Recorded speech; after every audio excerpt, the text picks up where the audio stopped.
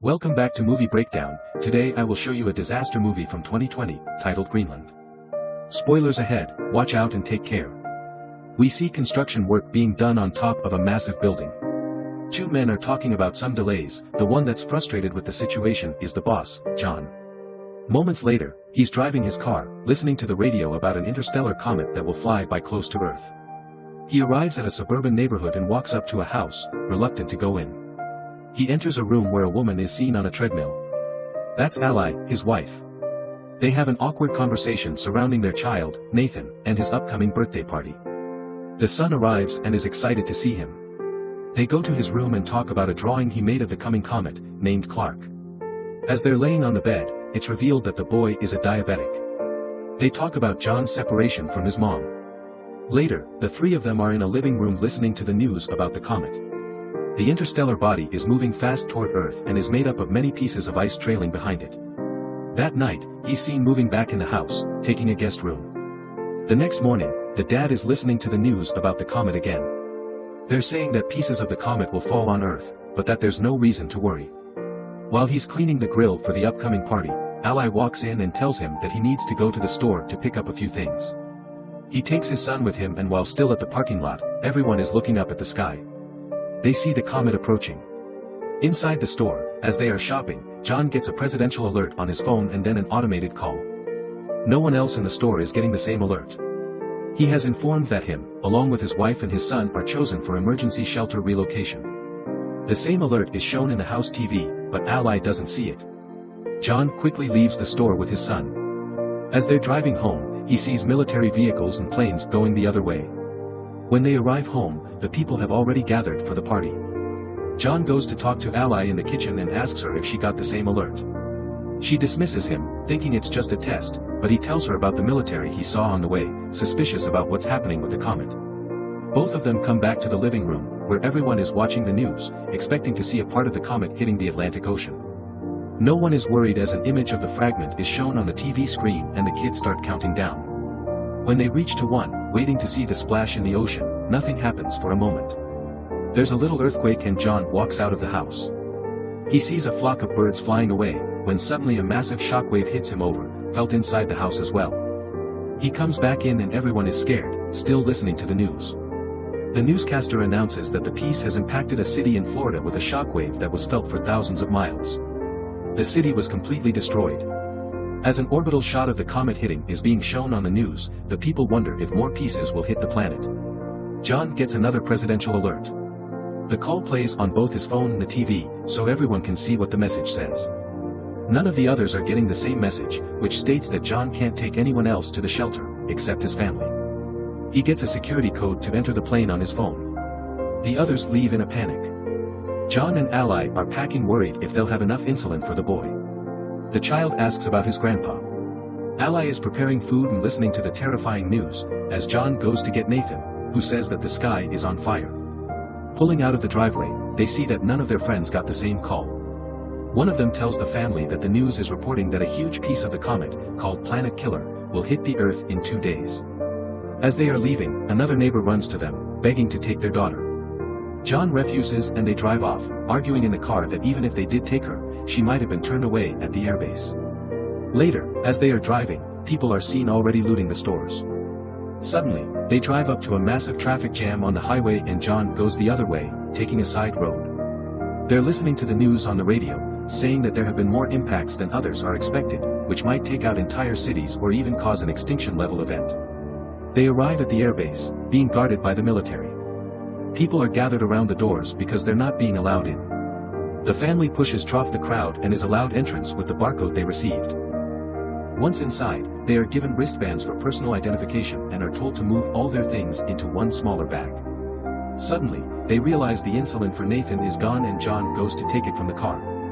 All I go is to tell the soldiers about her husband, but tells them about the boy's diabetes and causes a problem. She's taken to a superior officer that informs her that someone with a chronic condition can't be on the plane. All I tries to reason with her, but she gets turned down. She and her son get escorted out of the base. Meanwhile, John comes back and is headed toward the planes looking for them, unaware of what is happening. John boards one of the planes that's about to take off and tries to reach Ally, but can't. One of the passengers there sees the insulin and tells him about the rules regarding chronic illnesses. John panics and asks to leave the plane. Suddenly, the base gets breached and the people start shooting toward the military. The plane that John was existing has a fuel leak, so he tells everyone to get out and runs away.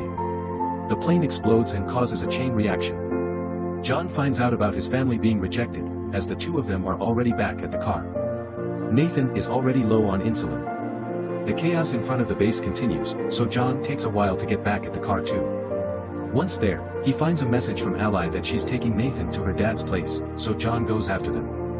On the road there, Ally and the boy get to a pharmacy.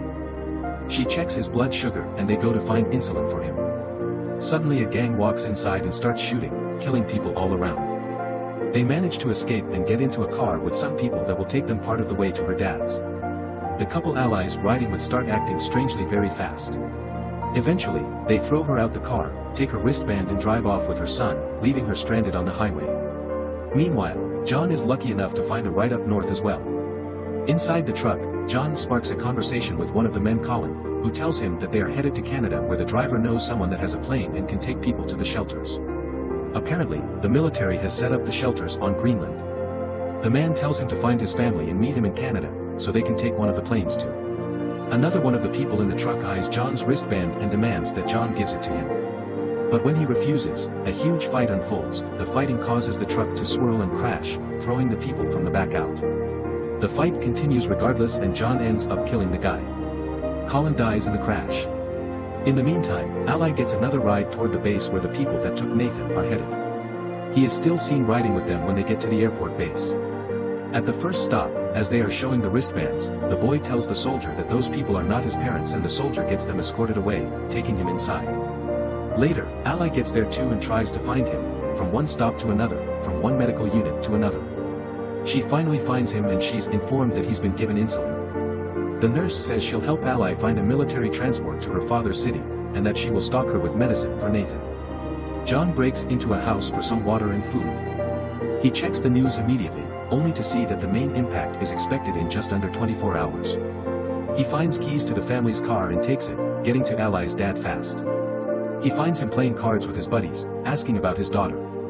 They decide to put their differences aside and work together to find her and Nathan. Meanwhile, the two of them arrive at a gas station and call the house.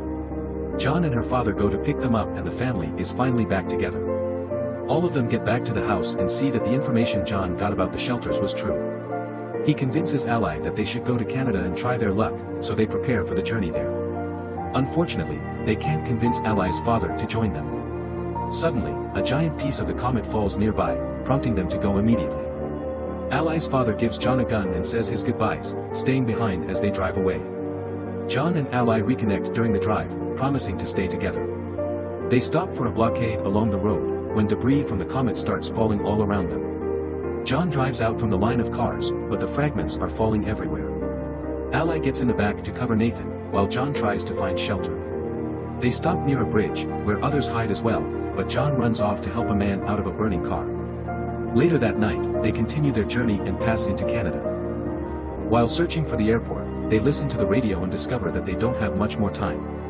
Until the biggest part of the comet hits Earth and destroys more than 75% of all living things.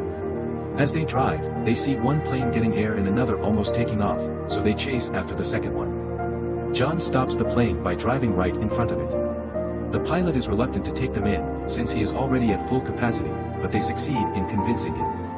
John has a dream about better times and when he wakes up they are approaching Greenland. The place seems unaffected by the comet, until a moment later a fragment impacts the water and creates a shockwave that hits the plane.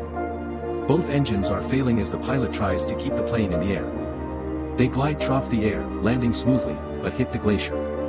The pilots are pinned on impact, but John is unable to help them. He sees a military plane land a mile away, so he shows the people from the plane there and when they arrive, a military truck takes them in and gets them to the shelter.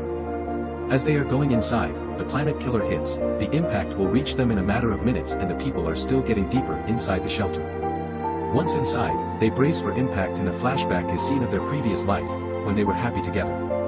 9 months later, the planet is desolated, cities ruined completely. A radio signal is searching for survivors and establishes a connection, informing the receiving end that the dust has settled and there is no radiation. The hatches of the shelter open and reveal that the family is still alive, facing the ruin of the planet. As a symbol of hope, they see a bird flying outside and start coming out of the shelter. As the Earth is seen from space, radio signals communicate from all around the globe. There are people still alive everywhere on the planet. If you like this video, make sure to subscribe and turn on notifications so you can get notified when we upload a new video. Thanks for watching.